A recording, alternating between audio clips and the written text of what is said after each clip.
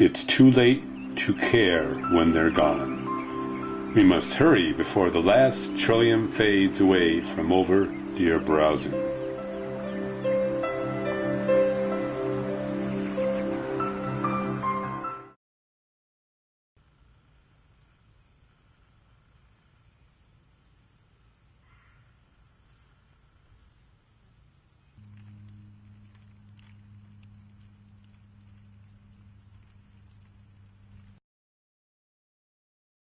So this is an example of what overpopulation by deer does to local plant communities.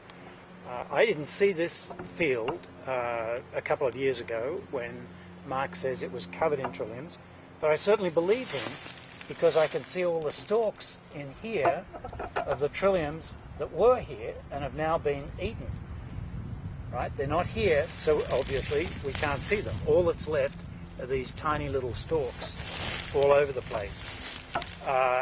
And there are enough stalks here to make one believe that this was pretty much a covered surface of Trillium grandiflorum.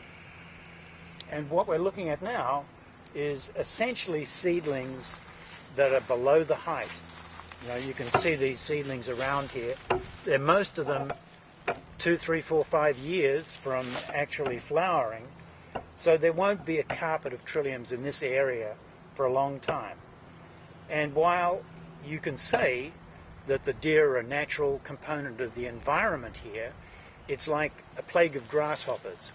You know, grasshoppers are natural members of the environment where grasshoppers become plagues, but they get out of control. And this is out of control deer grazing. And it will inevitably result in the disappearance of trilliums entirely from this area.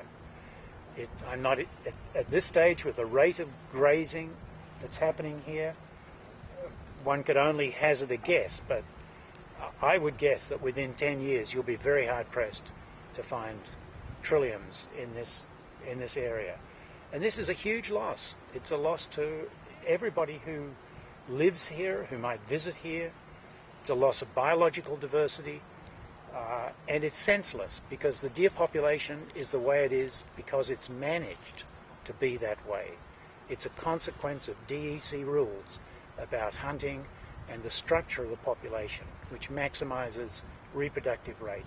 So this is a man-made catastrophe.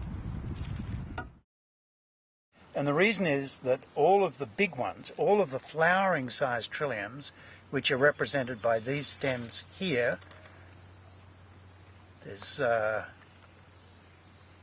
7 stems right there, another stem here, another 2 stems there, have all been eaten off. They've all been browsed, and essentially they're not going to generate any nutrition for the rhizome that's underground for the next year.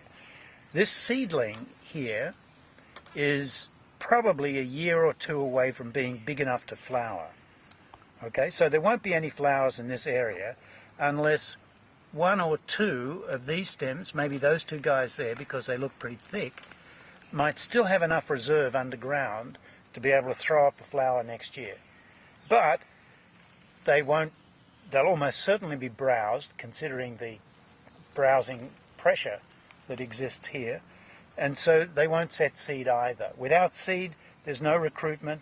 None of the really tiny ones like this, a 2-year-old seedling, or this, a 3-year-old seedling, will be around.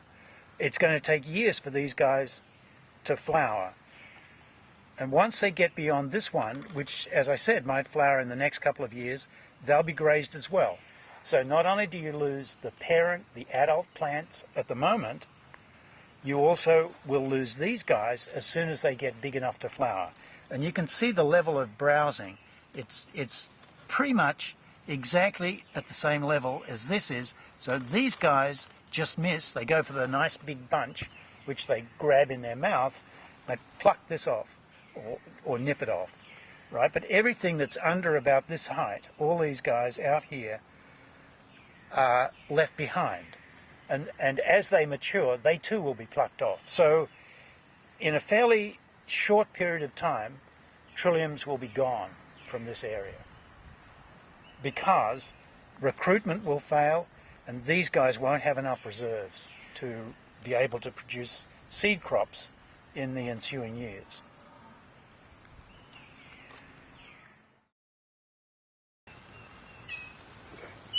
So this is an example of what normal Trillium woods in optimum growing conditions looks like. In the spring you get simply a carpet of white flowers looking like snow. A truly spectacular sight. And these extend in all directions here. There are tens of thousands of Trilliums in here. Yet even a population like this can be reduced to nothing given enough opportunity for deer to get in. Anyway, these places should be all over New York State, and they're not. They're diminishing. They're disappearing. And so we should be aiming to have this restored as a natural part of our heritage, what was really here before white man decided he knew how many deer there should be.